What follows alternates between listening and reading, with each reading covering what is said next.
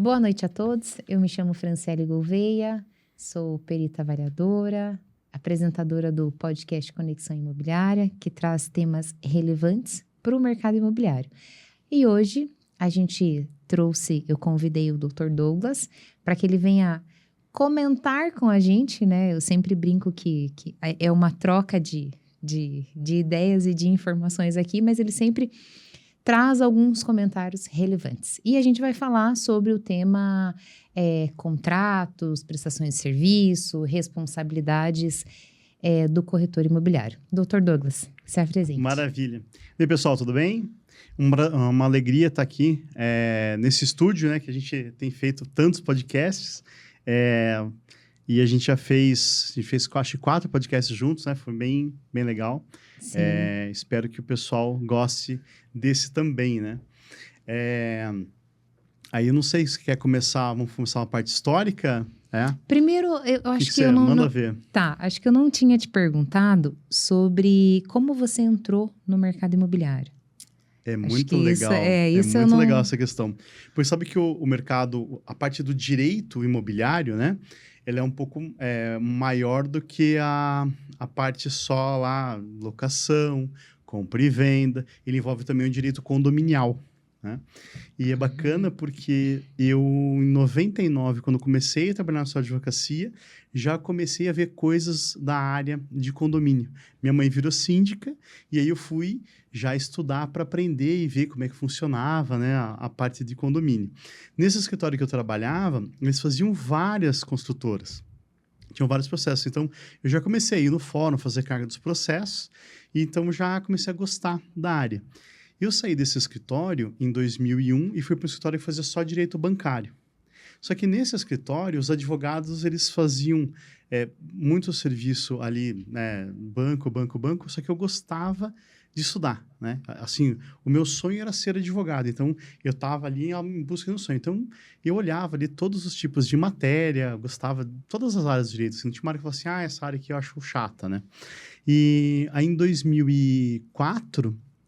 Eu saí do escritório em 2003, no escritório fazia bancário, fiquei 1 ano trabalhando na Cassol Materiais de Construção, carregava cimento, tijolo, não, era na parte jurídica, né? Então, a gente via muito direito do trabalho lá, mas sabia que antes do escritório de advocacia, em 98, eu trabalhava no Materiais de Construção. E então eu carregava cimento, 300 sacos no sábado lá. Então eu sou o menino que era do almoxarifado do Materiais de Construção que acabou virando advogado. E aí, então, em 2003, eu saí desse escritório que fazia banco, fui para a Cassol, lá eu aprendi como é que funciona uma empresa por dentro, internamente, então eu estava ali na parte jurídica, mas ajudava RH, ajudava a diretoria, né? Então, uma série de atividades, e lá eu descobri também a área trabalhista, que é uma área que eu gosto muito de atuar. Em 2004, eu fui para o escritório do Peralta Advogados e eles advogam até hoje, né, para Porto Seguro. Então, lá aí eu comecei a aprender, de fato, lá a área imobiliária. Então, lá era só contratos de locação, a gente fazia análise e ajustamento de processo. E lá eu fiquei de 2004, a 2020. Eu acho bonito no Instagram, hoje no TikTok, o pessoal fala assim, eu sou extremamente experiente, atuo desde 2015, desde 2020, né? Eu estou na área imobiliária desde 2004, pensa, né? Então, aí em 2020, eu saí na pandemia, né? Acabei me desvinculando do escritório, e montei o meu próprio escritório. No começo eu era sozinho, era eu e 6 estagiários. Eu ficava, sozinho, eu e mais 6. Já era uma equipe. Não, mas nós não tínhamos outros advogados, né? Aí eu brinco assim, que eles ficavam fazendo besteira durante o dia e eu ficava corrigindo à noite. Então eu atendia os clientes durante o dia, na pandemia, atendimento online, trocando fralda de filho. E aí à noite a gente revia as petições lá para protocolar. Quando chegou no final do ano, assim, eu falei, eu preciso dar um jeito na minha vida em 2021, senão eu vou enlouquecer. Aí eu já trabalhava com algumas empresas e teve uma empresa que foi muito bacana, assim. Ele falou para mim assim, cara, se você não fizer do teu escritório de advocacia uma empresa, você nunca vai dar certo. Porque o advogado e o corretor de imóveis, a gente é muito parecido, né? Você acaba sendo o eu presa. Então, é uma empresa de uma pessoa só que tenta fazer tudo e não dá tempo, né? A vida é muito corrida, na nossa parte jurídica, os processos. Então, como é que eu vou fazer um recurso lá que eu levava 10 dias para fazer e atender um cliente também? Então, não tinha como. Sim. E aí eu falei, né? Esse meu amigo falou assim, esse empresário falou assim, olha, você tem que fazer o quê? Você pega o melhor advogado que você conhece e compra o passe dele. E o meu melhor amigo, né, é o Vinícius, é o cara que eu acho que é o melhor advogado do Brasil, assim, é um cara que eu gosto muito, admiro muito. E a gente sempre tem, né, uma pessoa que você olha assim e fala, nossa, esse... E ele, assim, ele é extremamente técnico, né? Eu gosto de brincar, assim, queimar a cara dele ao vivo, né? Ele é o meu melhor amigo, mas eu sou o único amigo dele, né? Então... Sacanagem. Sacanagem. Mas, então, assim, a gente se dá super bem, porque ele tem a parte técnica ali de estudo, e eu, desde 99, na verdade, tenho clientes. Então, desde office boy no escritório de advocacia, eu já levava clientes para o escritório. E eu nunca deixei de levar. Então, eu sempre fui a ponta com o cliente, sabe? Porque tem muitos advogados que acabam tendo uma carreira dentro de escritórios, só que o cara nunca fala com o cliente. Ele fica ali peticionando só e fazendo a parte interna, que também é fundamental, fazendo as audiências, mas ele não tem tete-a-tete com o cliente. E eu acho assim, Fran, o advogado que não tem o cliente, ele é um cara que está muito... tem muita chance de ser substituído pela máquina, de ser substituído pela IA. Sim. Hoje, o advogado, ele tem que ter uma parte humana muito forte, né? Porque ele tem que conseguir entender o cliente. O advogado, ele é a voz do cliente na justiça, né? Eu falei outro dia nos meus podcasts que o advogado, ele está lá sendo a voz do cliente na justiça e ele é inviolável nessa voz. Então, o advogado, ele está exatamente no mesmo patamar do juiz e do promotor. Ele não tem distinção, não existe distinção numa sala de audiência entre o juiz e o promotor, né, e o advogado. Então, infelizmente, hoje, principalmente a nova geração, ela não tem mais essa percepção, né? Ela acaba idolatrando ali juízes, achando que, eu não posso ir lá falar com o juiz. Se você tem uma demanda, você tem um processo, você tem um problema, você vai lá, bate a porta do fórum lá e, quero falar com o juiz aqui, explica o caso para ele, porque o que acontece? Hoje, o juiz deve julgar em média ali, acho que uns 1.000 processos por mês. Por ano. Como que ele vai fazer para analisar cuidadosamente todos esses casos? Então, muitas vezes você tem que ir lá e mostrar para ele qual que é o seu direito. Você tem que bater na porta dele mesmo, Você tem que bater na porta. E não é pedir favor, né? Não tem nada disso, assim. Eu tenho amizade com vários juízes. Não é amizade de churrasco, né? Porque o juiz não pode fazer churrasco. É só para sacanear o juiz. É que sabe que na lei orgânica da magistratura, o juiz não pode estar no bar bebendo. Você nunca vai ver um juiz assim, tomando pileque, saindo de fogo, assim. Não uma situação que não acontece. Então, eles têm que ter uma reserva, né? Mas o que é bacana, assim, quando a gente tá lá, né, já há mais de 25 anos trabalhando na área jurídica, você começa a entender a figura do juiz. E aí, por isso, eu tô chegando no corretor de imóveis. O juiz, ele não é um cara que tá lá para sacanear ninguém, para favorecer ninguém. O juiz é pró-trabalhador, é pró-empresa, ou ele é pró-consumidor, ele é pró-corretor, ele é contra-corretor. Não, o juiz, ele acorda de manhã para fazer justiça. Sim. Então, se você domina a parte processual, se você consegue produzir uma prova bem feita, é muito, muito difícil você perder um processo. Pode acontecer ali uma divergência de entendimentos, a gente pode até entrar no mérito aqui da responsabilidade civil, que é um tema bem bacana, mas o que acontece? O juiz, ele julga de acordo com aquele entendimento dele, só que ele não é infalível também. Por isso que a gente tem o duplo grau de jurisdição. O juiz deu uma decisão lá às vezes enviesado, de acordo com aquele entendimento dele lá, que não é o entendimento que a gente acha adequado, a gente pode recorrer, e daí no tribunal, 3 desembargadores vão reanalisar o caso. A gente vem passando por um problema na área de corretagem já há praticamente 3 anos, tá? Que é o seguinte: o corretor de imóveis, 60 mil reais é bastante dinheiro, né? Sim. Só que 1 milhão é muito mais. Então, o corretor de imóveis, ele vende um imóvel de R$1 milhão, só que a justiça pode condenar ele a indenizar o proprietário que perdeu aquele imóvel de 1 milhão. Então, imagine só, você vai ficar vendendo imóvel para ganhar 60 mil, sendo que lá na frente você pode ter que pagar 1 milhão. Essa situação é um esdrúxulo jurídico. E isso tem acontecido no nosso judiciário. Como que isso acontece, Douglas? Acontece por uma falha, caso, uma assim. falha técnica do entendimento da própria sociedade. Eu tenho o Código Civil que regula a condição humana. Então, você hoje lá, o pessoal é Dia dos Namorados, né? Posso fazer um jabá aqui? Entre lá no nosso Instagram depois e veja, semana retrasada a gente fez um podcast sobre namoro e união estável, a diferença de um e de outro instituto, tá? Então, eu tenho lá no Código Civil um negócio que é casamento. Eu tenho no Código Civil um outro negócio que é prestação de serviço. Lá tem livros, então, do direito que tratam. Olha, o casamento é a união. Lá fala em homem e mulher, mas hoje, né, eu posso ter casais do mesmo sexo, não tem problema nenhum. Até trisal a gente pode ter hoje em dia. Até pode entrar um dia, fazer um podcast só sobre trisal. Não é em trisal, tá? Sobre trisal. Mas o que é bacana? Você viu que a Fran falou que ia ter risada, né, pessoal? Já saiu a primeira. O que é bacana? O direito, então, ele tem várias áreas. A Lei do Consumidor, ela entrou em vigor em 1990.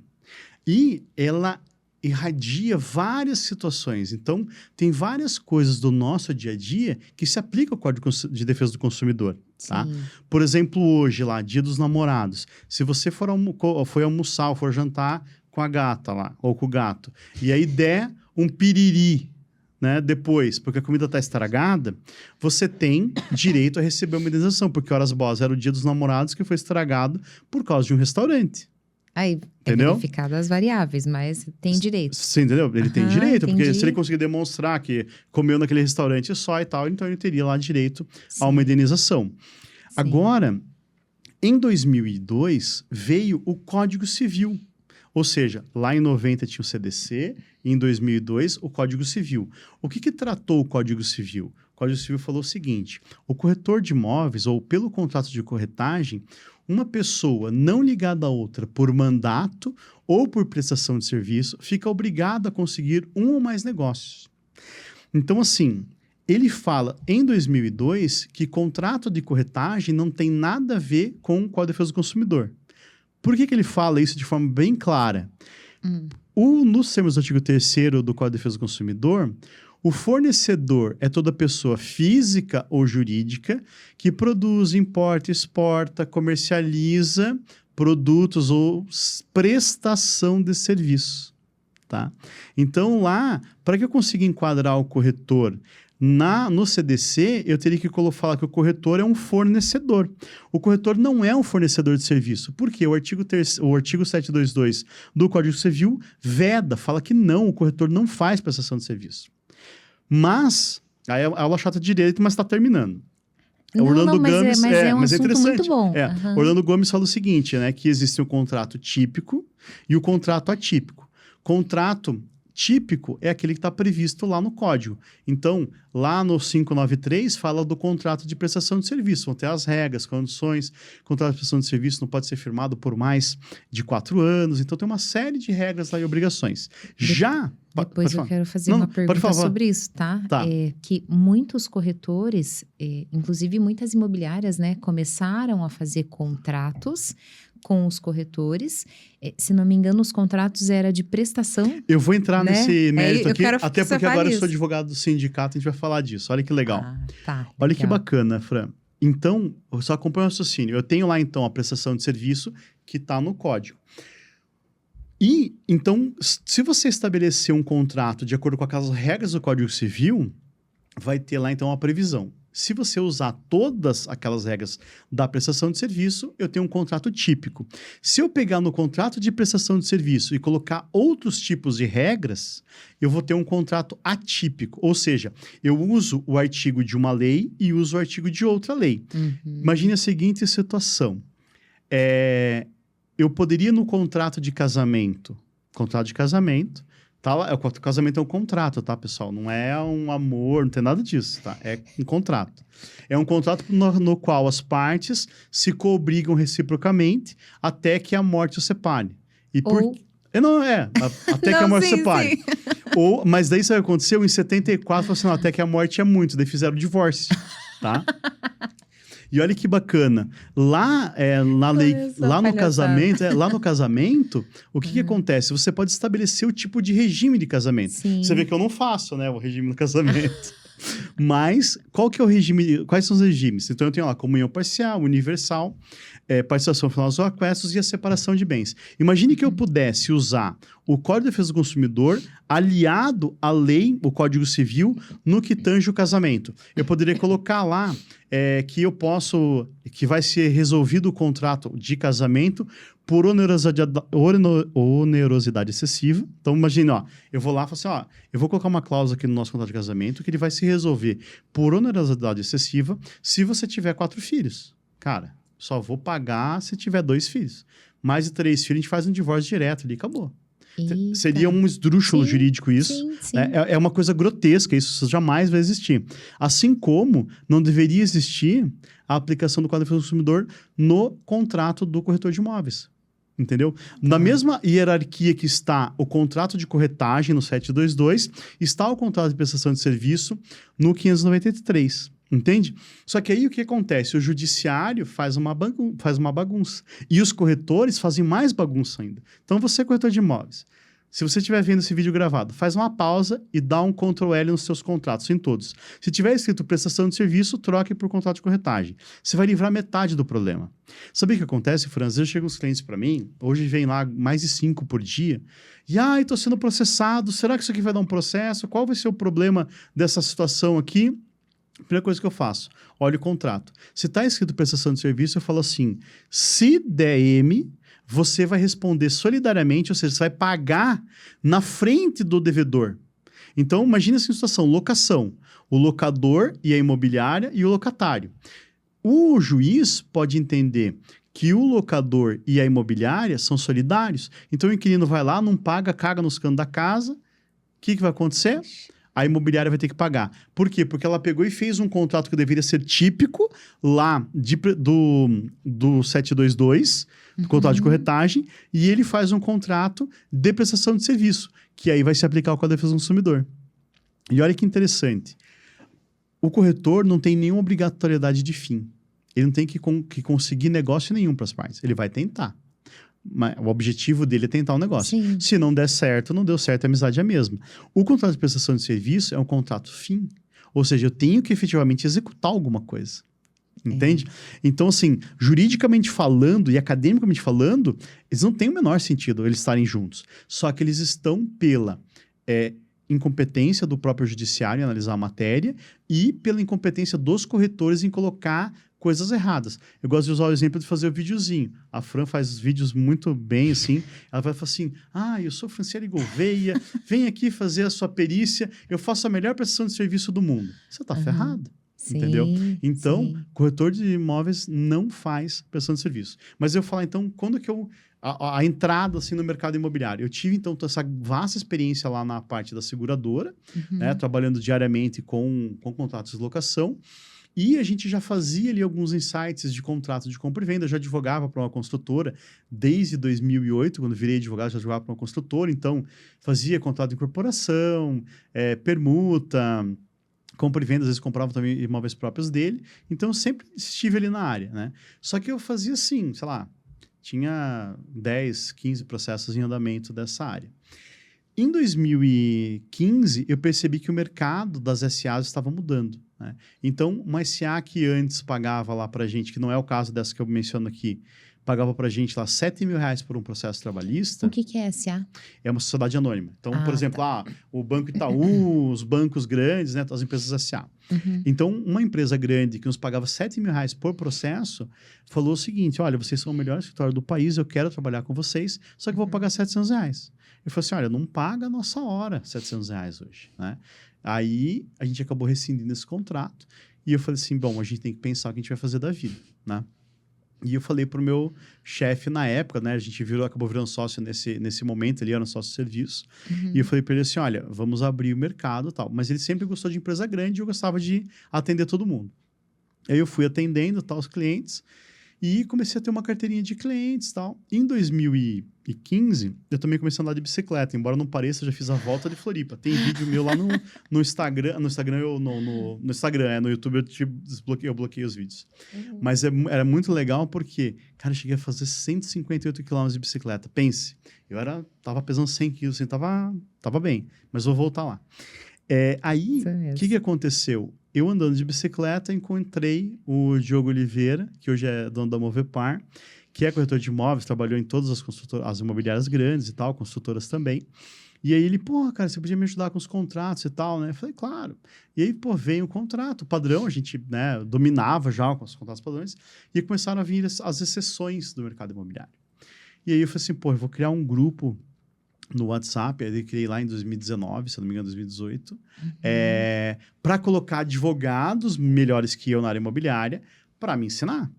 E aí coloquei lá uns advogados, tal, uns já começaram a sair, e aí o Cleófas da Imobiliária Time pegou e colocou uns 100 corretoras numa pancada só. Ele mandou o link lá do grupo, mas o grupo era para advogados, né? Que era para eu aprender a ser o melhor advogado.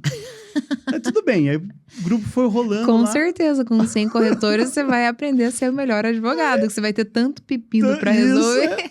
Mas aí o que aconteceu? A ideia é troca gratuita, a gente não tem nenhuma pretensão de ganhar dinheiro com isso, lógico, às vezes acaba ganhando, mas a ideia era assim, era aprender mesmo, né? Sim. E aí o que aconteceu? Cara, eles perguntavam, nenhum advogado respondia. E aí ao que eu não sabia, eu ia estudar. E eu tenho uma vantagem, assim, com relação aos outros advogados, que eu durmo muito pouco, sabe? Então, eu todos os dias, 4 horas da manhã, já estou em pé e vou dormir 9, 10 horas da noite. Então, a minha jornada, a minha rotina é bem grande. É como se eu tivesse, assim... se eu pegar uma pessoa que trabalha 8 horas por dia, eu trabalho na média de umas 15. Então, assim, é quase 2 dias por um, né? Sim, entendeu? É quase 2 dias por um. Então, nossa, mas você tem 25 anos de experiência. Cara, mas dá quase 50 se você for ver, né? Se for transformar em horas, né? Desde estagiário, e assim, desde estagiário, foi muito engraçado. Eu cheguei em 2001 no escritório para trabalhar, na primeira semana, falei assim, olha, eu não tenho dinheiro para ficar vindo de ônibus, meu pai pode me deixar aqui na frente 7 horas, você não me dá a chave? Me deram a chave. Aí eu entrava no escritório e começava a trabalhar. E assim ia até o final do estágio. E o que aconteceu? Por conta desse grupo, eu fui, então, né, aprendendo mais, e aí ganhando mais clientes na área, E em 2002, foi uma virada de chave, porque eu entrei lá em 2001 para a Rede Urbana, ajudei eles lá a fazer parte da fiadora, vários contratos, dezenas de reuniões e tal. E então, assim, me inseri de cabeça no mercado imobiliário. Aí foi quando você entrou mesmo, assim. E aí, por que eu entrei em 2002 de cabeça no mercado imobiliário? Porque em 2001 eu fiz a sociedade com o Vinícius. Então, ele ficou com o escritório, com as questões técnicas burocratas de prazo, de processos, de petições. Então, eu pude voltar a estudar, eu pude crescer, né? Expandir o escritório, sabe? E aí eu falei assim, vamos expandir para a área imobiliária. Porque, assim, a área que eu mais gosto de direito é a área de família. Eu adoro vara de família, assim. Adoro uma criança chorando. Não, brincadeira. Não, mas sabe, eu acho muito legal, assim, a tese de família, assim, e tal. E aí, o que aconteceu? É muito difícil, assim, você sobreviver na área de família. Porque, imagina, a pessoa já está numa situação, às vezes, de divórcio. Sim. Aí precisa pedir uma pensão alimentícia para a criança morrer de fome. Você vai falar, olha, 10 mil reais, não tem como, né? Sim. Agora, numa situação que a pessoa está comprando um imóvel de 1 milhão, é mais fácil você conseguir receber uns honorários mais altos, né? Então, a gente, lógico, estrategicamente acabou tentando ir para a área de família. E em 2022, eu fui convidado lá pela Rede Urbana para fazer uma palestra no NH Hotel sobre garantias locatícias. Legal. E foi muito bacana, porque, assim, os meus sócios, os dois são professores e tem todo o traquejo de professor, e eu não tenho nenhum, né? Não tinha, né? Agora até tem. Desenvolve. Eu sempre brinco que a gente... vai aprendendo. Aprende, aí né? Aí eu peguei e fiz, e eu ia falar 10 minutos, Fran. Você acredita? Só 10 minutos. Você não conseguiu. Não consegui. Porque foi assim, o pessoal falou assim, olha, vamos fazer as perguntas e tal, né? Cara, olha que bacana. Eu peguei... todo mundo foi fazendo as perguntas, eu disse, não, pergunta só final. E eu fui só contar os casos práticos lá que tinham acontecido na Porto. A gente ficou 1h30 falando. Sim. Os caras perguntando, assim, respondendo. Aí a gente saiu, só que eu falo muito palavrão, muita besteira, né? Eu sou meio xuxelento. Aqui assim. Que ele não fala, porque eu fico... Ela fica me chutando por baixo aqui, tá? Não, brincadeira, a mesa é grande. Mas assim, eu tento me controlar. E agora eu vejo gravado, deixo feio falando besteira. Então, tenho evitado. Aí você tá se comportando. Ele tá se comportando, Tô tentando. Mas assim, a hora ou outra sai, né? Aí, o que aconteceu? Eu falei, cara, mas não foi muito bobo o jeito que eu falei? Os meus sócios falaram assim, não, cara, foi muito legal. Não, vai, acho que tem futuro. E aí os corretores falaram assim, não precisava daquela lenga-lenga de parte histórica que a gente quer facar na caveira, quer aprender, assim, de uma vez. Você podia ter tido só a tua parte, né? Eles falaram, porque era o prático. Legal. Era o prático que eles queriam. Sim. Aí eu falei, bom, beleza, né? E aí tem aquela máxima, né, Fernanda? Você nunca vai ser bom numa coisa que você não faz muito. Então, assim, eu gosto eu coloquei na minha rede social lá, e acho que no LinkedIn também, que antes disso, eu vou contar uma história rapidinha. Em 2006, a gente estava trabalhando, pegou um banco para trabalhar na área trabalhista, e em 2006 não, desculpa, 2008. E eu falei assim, cara, preciso arrumar, 2007, preciso arrumar um advogado que manja da área trabalhista, porque eu não sabia nada da área trabalhista. Eu fazia ali uma contestação ou outra, tal, mas eu não sabia. E a gente tentou contratar, não conseguiu. Aí eu fiquei 1 ano como advogado na área trabalhista, tal. E a gente arrumou um louco lá que era advogado com 2 pós na área trabalhista. Eu falei, esse cara vai salvar a minha vida. Cheguei e falei, doutor, Vossa Excelência me ajuda aqui com os processos, né? Só que o cara era uma anta, coitado, não sabia nada. Ele tinha 2 pós e não sabia nada. Aí eu virei pro Peralta, que era o meu chefe, e falei assim, cara, o cara tem 2 pós, eu mal consegui terminar a faculdade ali. Como é que pode? Ele falou assim, Douglas, quantas audiências trabalhistas já fez de instrução? Eu falei, eu tenho feito umas 200. Ele falou assim, então, isso vale mais que uma pós, né? Então, o que acontece? Hoje lá no meu LinkedIn a gente coloca, eu fiz mais de 15 mil contratos. Né? Mais de 3 mil audiências trabalhistas. A gente já teve mais de 5 mil processos no escritório. Né? E hoje, eu fiz um estimado assim, pelo meu WhatsApp, eu já atendi mais de 2 mil corretores. Entende? Então, assim, a gente de forma recorrente mensal, a gente atende mais ou menos 150 corretores. Né? Entre os que já são... Por exemplo, você me pede uma coisa, eu falo assim, não, eu já atendi. Então, assim, é bastante gente. E quem ganha com isso sou eu, porque eu vou aprendendo, né? Aquilo que dá para cobrar, a gente cobra. Aquilo que é só uma coisa mais simples, a gente também não tem problema. Porque a cada processo, isso eu sempre aprendi, e os advogados hoje têm preguiça disso. A cada processo é um aprendizado. Sim, e é um processo diferente, né? Cada contrato é um contrato diferente. Eu percebo dentro da prática mesmo, né? Da corretagem. Tá tudo redondinho. Esse cliente tá redondinho, o documento tá redondinho, o imóvel tá redondinho, o contrato tá redondinho. Aí vem o cliente, ou a circunstância, né? Muda ali alguma coisa e tem que fazer um novo contrato. É um novo ajuste. Não sei com quem que eu falei esses dias e a pessoa me falou... Era sobre avaliação. E daí a pessoa falou, não, avaliação é simples, né? O contrato, a ficha, né, de avaliação, a análise, é copia e cola. Aí eu falei, copia e cola? Não é copia e cola. Né? Sempre tem ajuste. Claro, o copia e cola, né? Assim, dentro da nossa conversa existem coisas que precisam estar ali. O contrato tem que ser padrão, né? Isso daí é o mínimo que tem que ter. Mas você sempre ajusta, né? Você sempre muda o que tem que mudar ali para atender. Tem um caso que é muito emblemático para mim. Tem uma consultora que eu atendia, ele falou assim, doutor, preciso fazer um contrato, só que eu estou muito inseguro com esse terreno. Eu acho que a prefeitura não vai aprovar lá, não vai sair as licenças. Então, eu quero que você coloque cláusulas e condições que eu consiga fugir desse contrato sem pagar nenhuma multa. Aí, tudo bem. Eu peguei e redigi o contrato inteiro, voltado para que ele pudesse fugir do negócio. Tranquilo. Ele assinou o contrato, tal, de fato, ele teve que fugir do negócio. Não teve ônus nenhum, tal. Aí, 2 anos depois, ele falou assim... Vou ter que soltar uma palavrão. Puta merda! Aquela porcaria daquele contrato que você fez pra mim, deu problema, o cara pegou e agora ele fez o distrato lá, eu não tenho direito a nada. Daí eu falei assim, mas que imóvel é esse? Aí ele falou o terreno, eu sabia mais ou menos de cabeça, tudo que ele tinha. Eu falei, cara, mas eu nunca vi esse contrato. Foi o contrato que você fez pro outro imóvel. Eu falei, cara... Aquele contrato você queria fugir. Explicado. Nesse você queria entrar. Né? Tem uma história de advogado que é muito engraçada, que é o do doutor Ubirajara. Eles vendem uma vaca, né? Lá uma cidadezinha pequena, eles vendem a vaca. Aí, você conhece a história, não? Não. Eles vendem a vaca. O que aconteceu?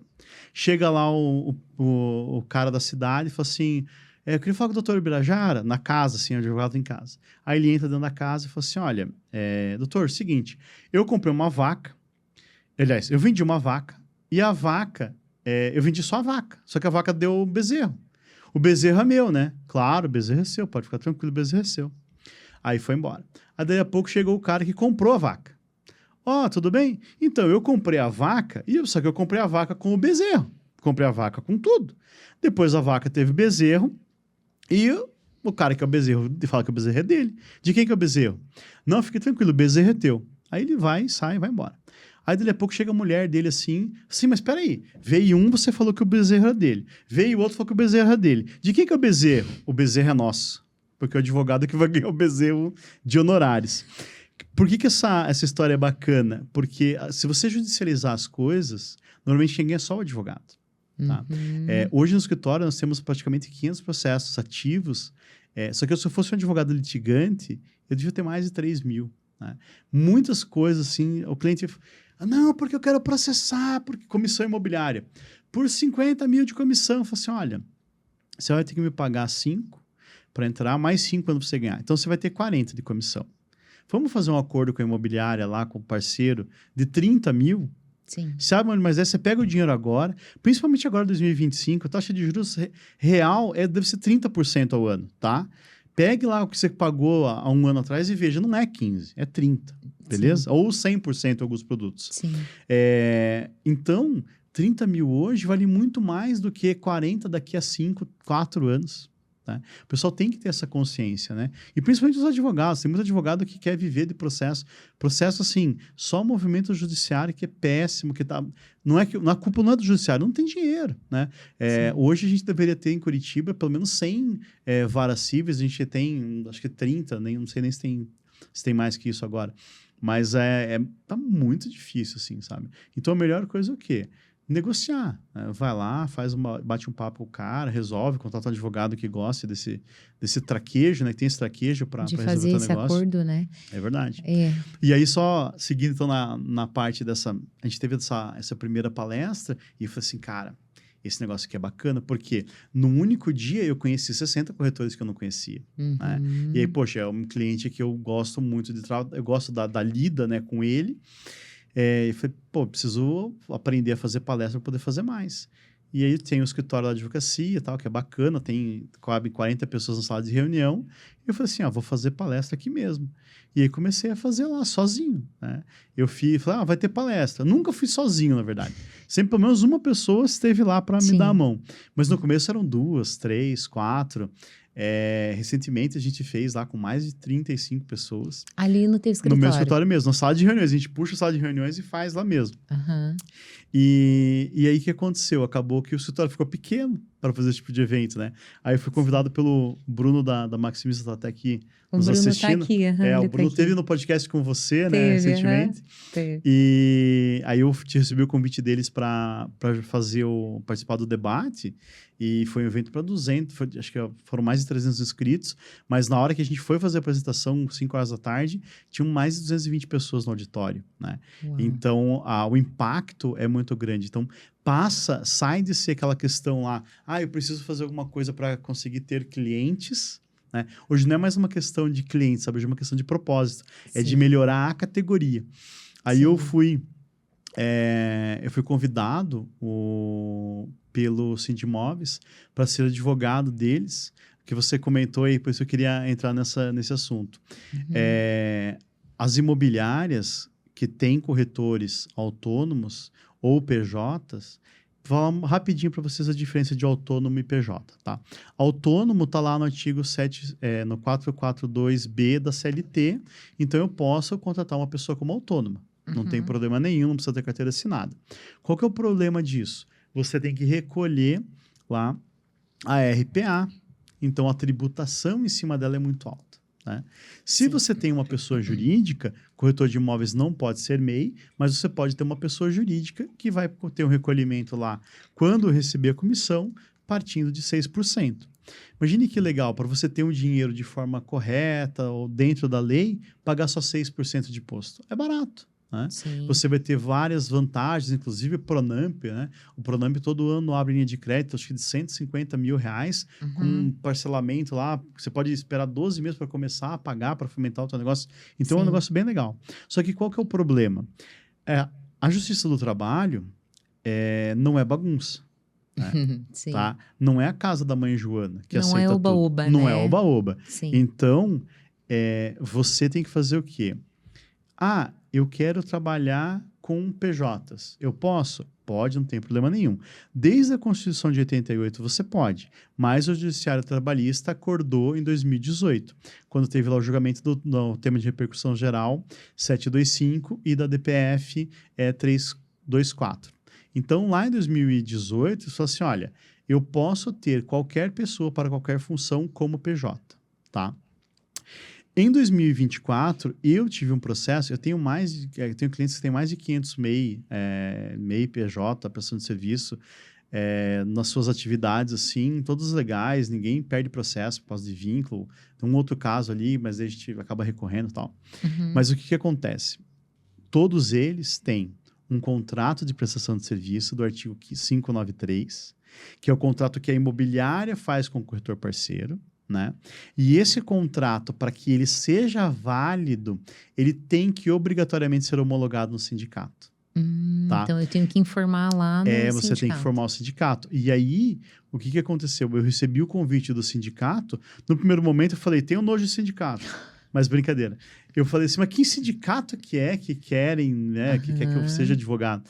Mas aí eu falei, o sindicato dos corretores de imóveis, eu falei, cara, faz todo sentido. Minha vida hoje é praticamente defender os corretores de imóveis, né? Então, às vezes eu recebo proposta de honorários de construtora para fazer uma ação contra a imobiliária. Você fala, cara, para mim não faz sentido. Eu prefiro, se eu tiver a opção de trabalhar para a imobiliária, eu prefiro trabalhar para a imobiliária. Tem processo contra imobiliárias, também não tem problema nenhum, mas assim, eu prefiro atender o corretor. Aí o que acontece? Então, para você hoje ter uma imobiliária 100% legalizada, obrigatoriamente você tem que ter um contrato com esse corretor, que pode ser esse corretor autônomo, ou seja, ele recebe pelo CPF dele, só que esse contrato tem que estar homologado no sindicato, tá? E o sindicato não tem nenhuma restrição com horário, valores, não tem nada disso. O sindicato ele tem lá as regras mínimas que você vai lá atender. A gente já fica à disposição aqui para o pessoal que quiser ter mais informações. Lá a gente vai fazer visita em todas as mobiliárias para fazer uma primeira fase ali de mostrar como é que funciona.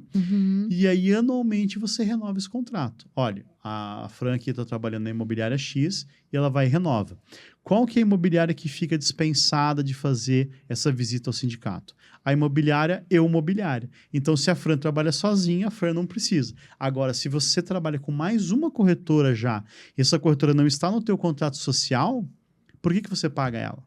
Porque você tem uma prestação de serviço com ela. Então, ela tem que te emitir nota fiscal ou recolher o RPA. E tem que estar registrada. E tem que estar registrada no sindicato.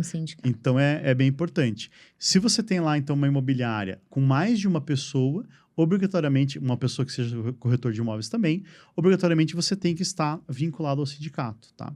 É bem importante vocês saberem disso, porque o que acontece?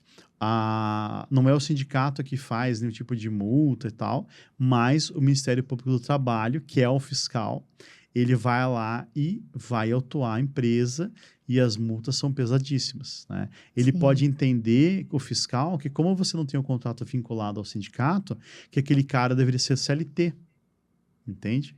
Então, aí o bicho vai pegar, porque imagine, você paga lá para o teu corretor de imóveis hoje 20 mil reais por mês. E né, ele tem lá as receitas, lá acaba ganhando 20 mil por mês. A incidência trabalhista sobre isso é no mínimo 80%. Entende? Então, você vai ser condenado lá depois a pagar mais 18 mil ou 16 mil para ele numa situação de um processo trabalhista. Eu advogo desde 2007 na área trabalhista, ainda advogo na área trabalhista, nós temos hoje mais de 100 processos nessa área.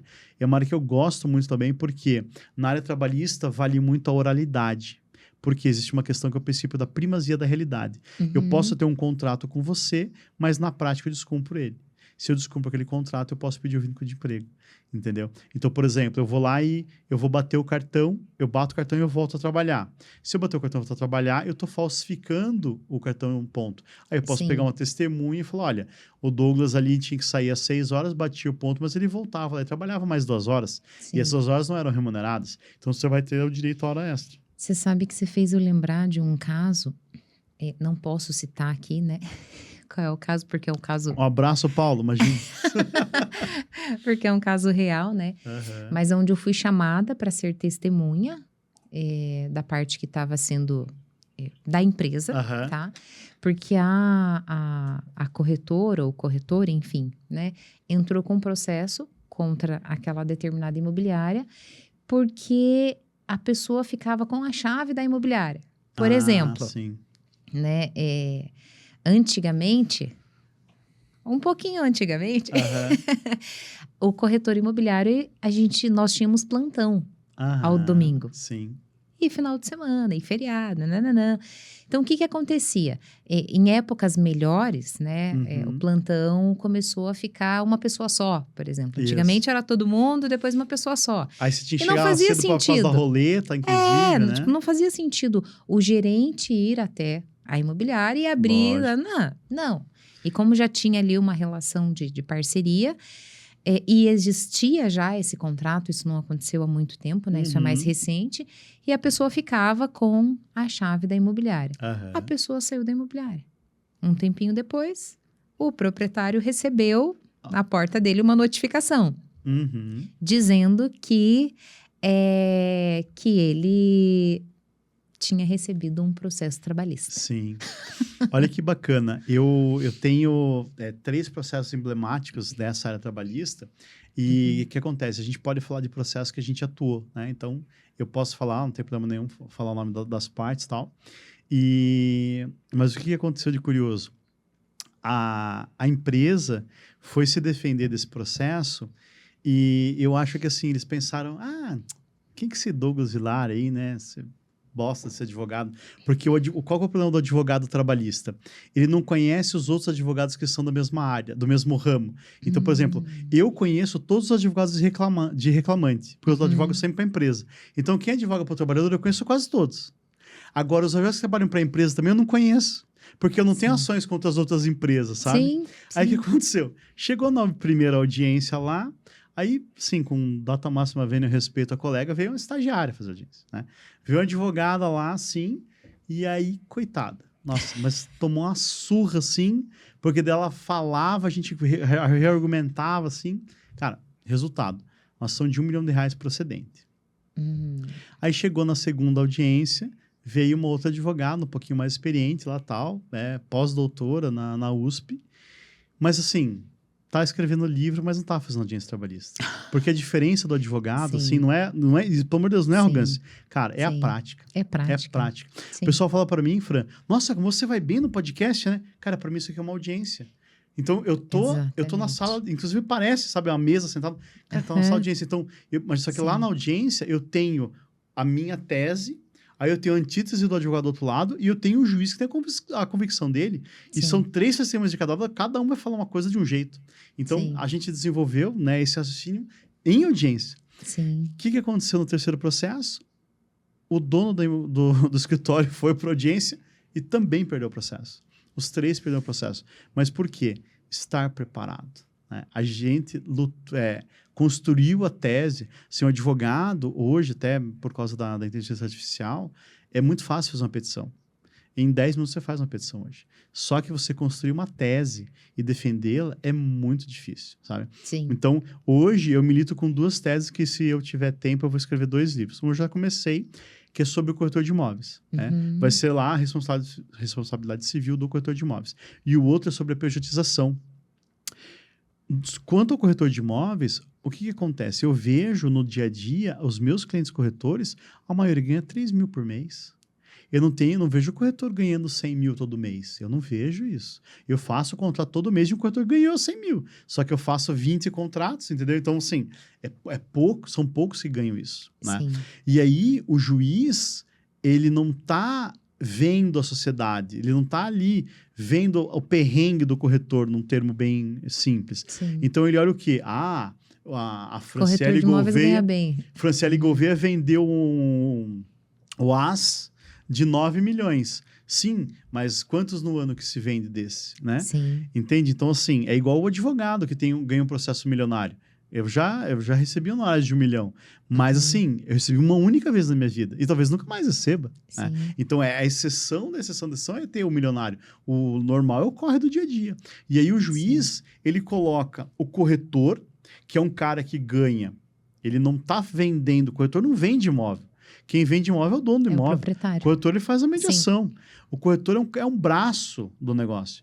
E esse braço é o braço mais importante, porque se o corretor não dá negócio, você coloca duas pessoas com objetivos antagônicos de frente, eles se matam.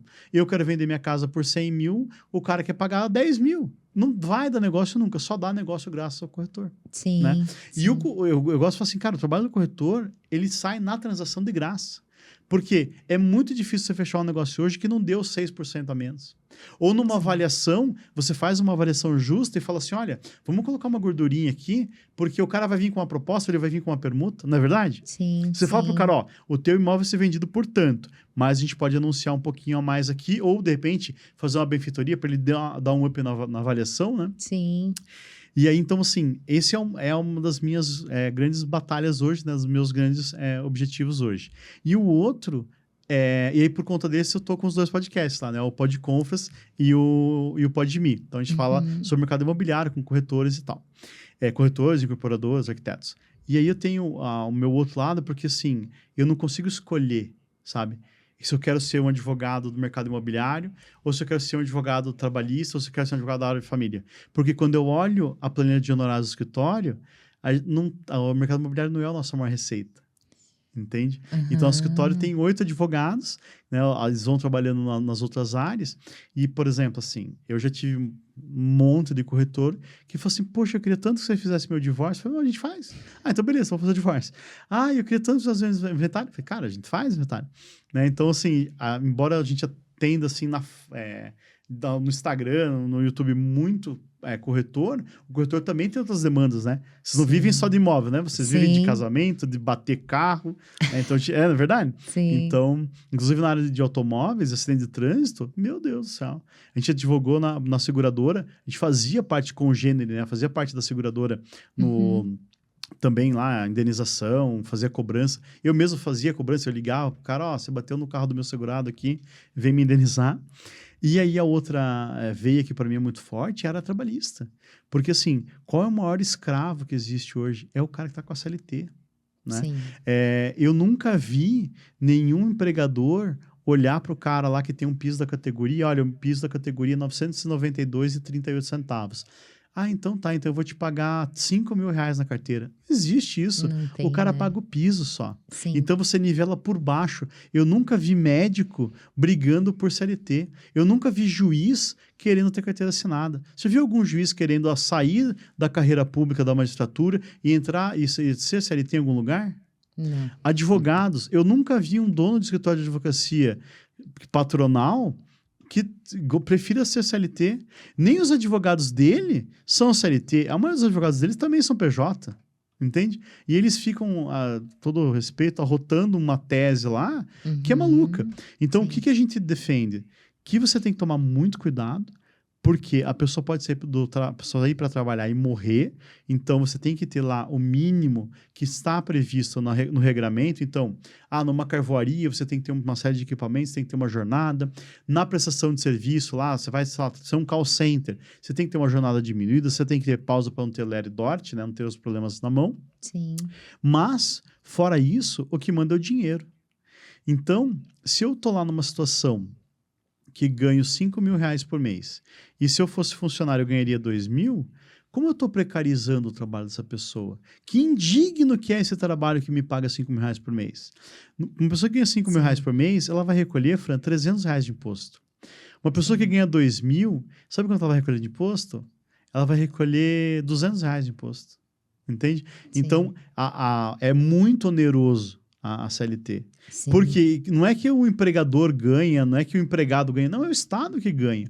Só que o Estado não precisa desse dinheiro. Imagine que você tem uma economia, Fran, em 5 anos, de 100 mil reais, trabalhando com PJ ao invés de trabalhar com CLT. Sabe o que você vai fazer com 100 mil reais? Você vai lá e vai comprar um carro zero. Sabe quanto desse carro zero é imposto? 50%.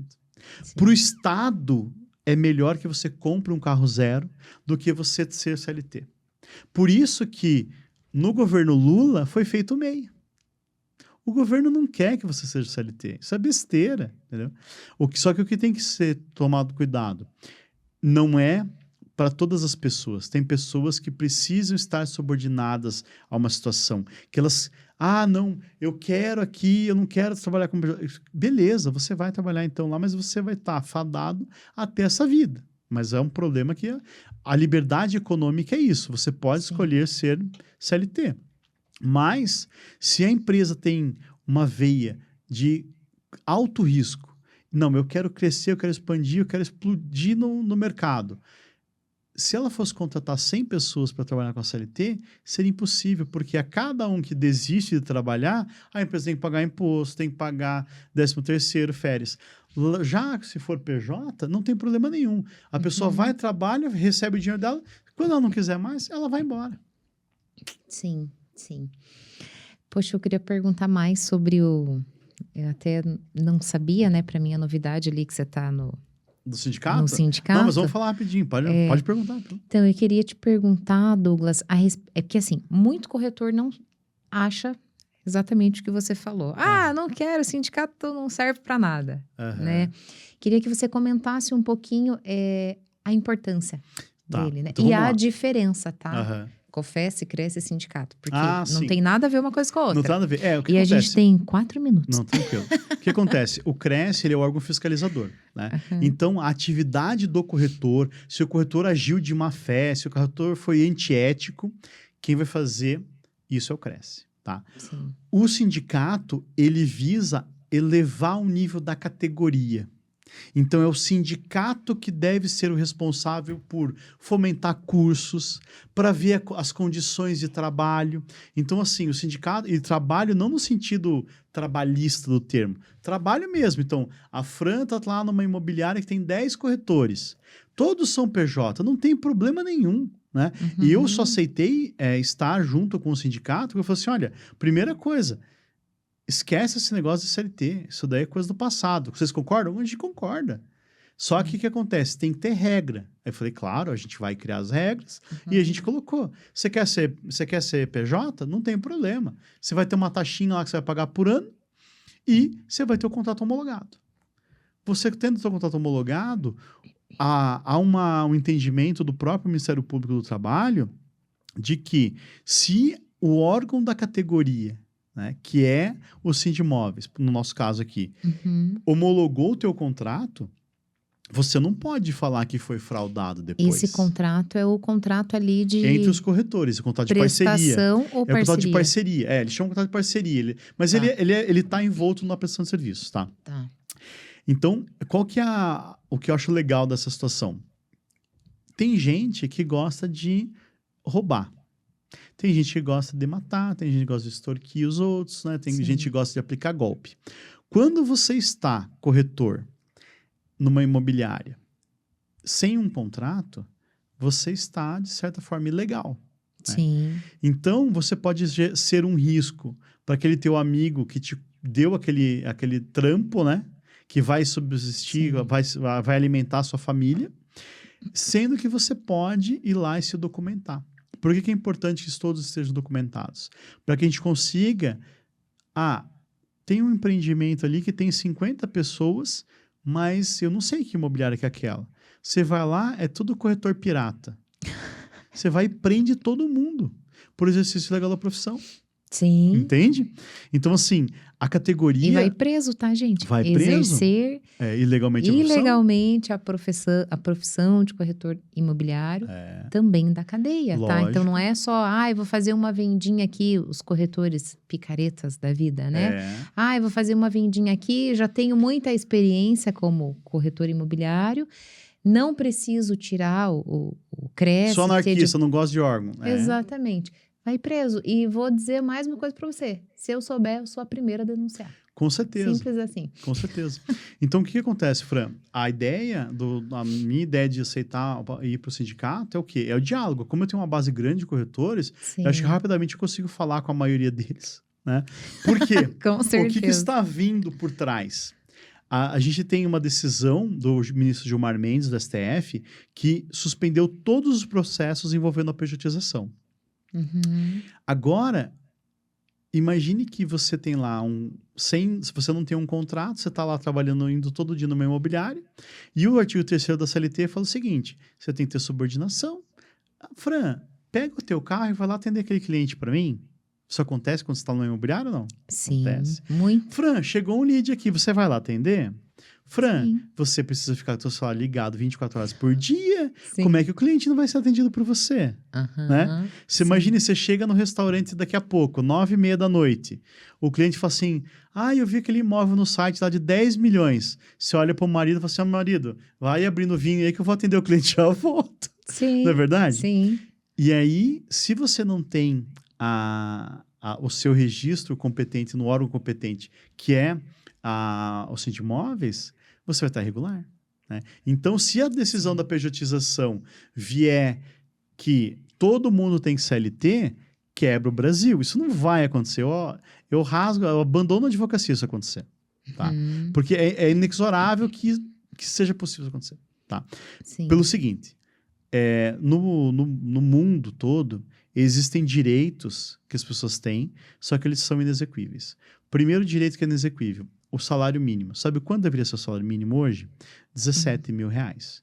Por quê? Ele tem que dar, está na Constituição Federal, saúde, educação, lazer, vestimento.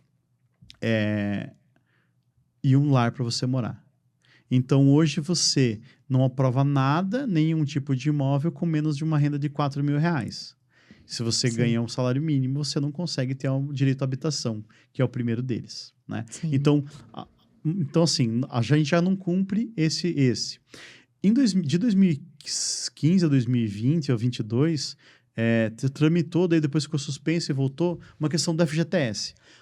Todo mundo, eu vou ganhar dinheiro com o FGTS. A gente entrou com alguns processos, inclusive, porque o FGTS remunera TR mais 3. Então, dá 3% de juros ao ano só. É o pior investimento que existe, é você ter lá o FGTS. O que aconteceu? Eles entraram com um processo para que fosse convertido para outros índices. Tá? Se isso se desse isso certo, quebraria o Estado. Aí que eles perderam. O INSS criou um negócio, aquela revisão da vida toda. Então, eles pegavam lá, você se aposentava, continuava trabalhando, e aí você aumentava a tua faixa de remuneração. Você pedia desaposentação, ou seja, você saía da aposentadoria e se aposentava de novo com um salário maior. Isso vigiou durante um tempo. Quando todo mundo quis fazer, o Estado veio lá e, cortou. Por quê? Quebraria o Estado também. Essa questão da pejotização vai acontecer a mesma coisa. Entendeu? Sim. Então, por isso que ela não de jeito nenhum ela vai ser aprovada.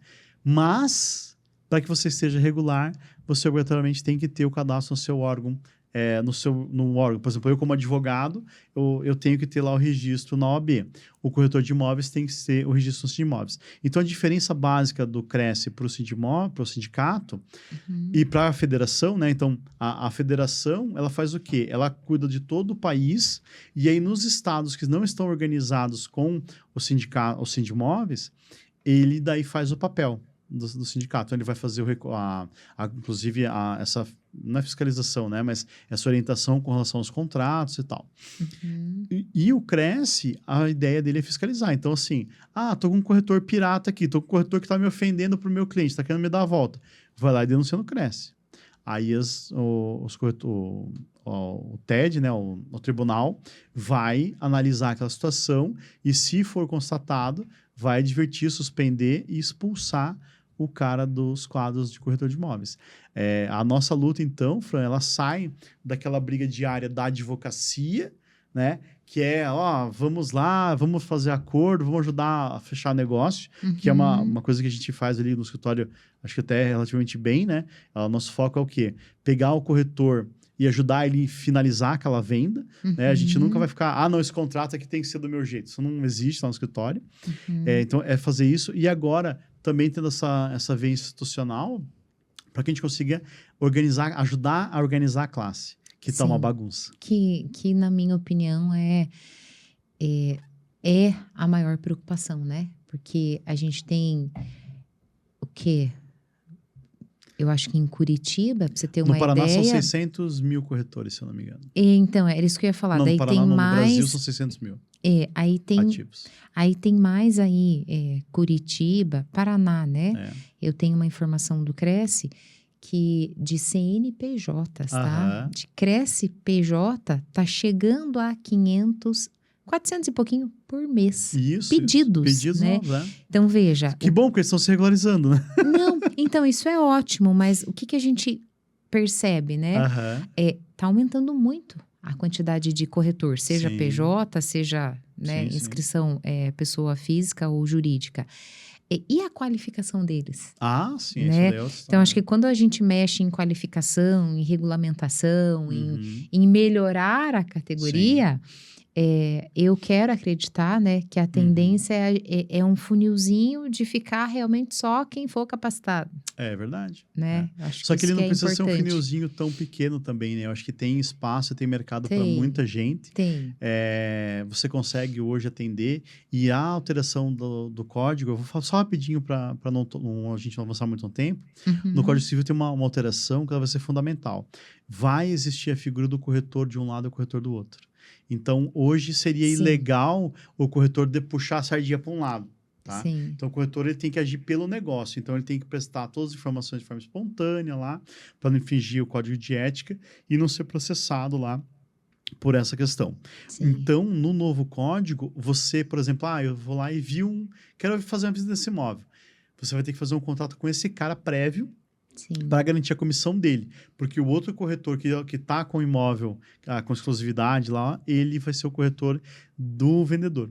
Sim, aí a gente está caminhando para o modelo americano dos Estados Unidos, né? Isso, que eu contrato um corretor que me auxilia na compra. Isso. Né? E eu também, enfim, né? Tenho as duas figuras. O corretor da compra e o corretor da venda, né? Aí. Inclusive, amanhã, se você acordar cedo, amanhã, pode usar mais sacanagem acordar cedo, né? Mas estaremos aqui, nesse estúdio, às 9 horas, falando de mercado americano. Legal. A gente vai falar de mercado americano, vai ser bem legal. Aproveitando que a gente está chegando ao fim, né? Eu gostaria de perguntar mais, principalmente, né? Quando a gente fala da parte legal da profissão, mas o nosso horário já passou, né? Eu vou deixar o convite aberto aqui publicamente. Quero que você volte mais uma vez. Sim. Vamos fazer um de 3 horas? Vamos fazer um de 5 horas. Vamos mandar esse menino... de mais tempo. Vamos fazer esse menino chegar aqui 6 horas, mas se ele sair meio-dia... Vamos falar pro Bruno. Bruno, né, venha Bruno? mais... Olá. Não! Não? Mas enfim, né? Estamos chegando ao final. Obrigada pela participação de todos. Fica o convite aqui para o Dr. Douglas voltar e trazer mais novidades para a gente, né? Que sempre agrega muito, né? As nossas conversas. E obrigada pela presença de vocês. Daqui a 15 dias a gente tem mais um podcast. Provavelmente serão com 2 corretoras imobiliárias. Então, elas vão falar sobre carreira, né? Sobre carreira solo e carreira empresarial. Vai ser uma outra abordagem. Então, fique à vontade e me espere daqui 15 dias. Beleza. Dr. Douglas, deixe os seus contatos. Pessoal, obrigado. Só pedir um último agradecimento aqui. Pessoal do Dom Bosco, né? Que essa semana...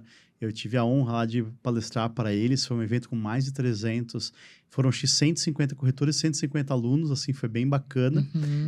Então, obrigado lá pela oportunidade, né? Eu gostei muito dessa experiência, né? Para um auditório lotado. E meus contatos todos são Douglas Vilar, no Instagram, no YouTube, inclusive no Kawaii. Beleza? Obrigado, pessoal. Valeu. Obrigada, boa noite a todos.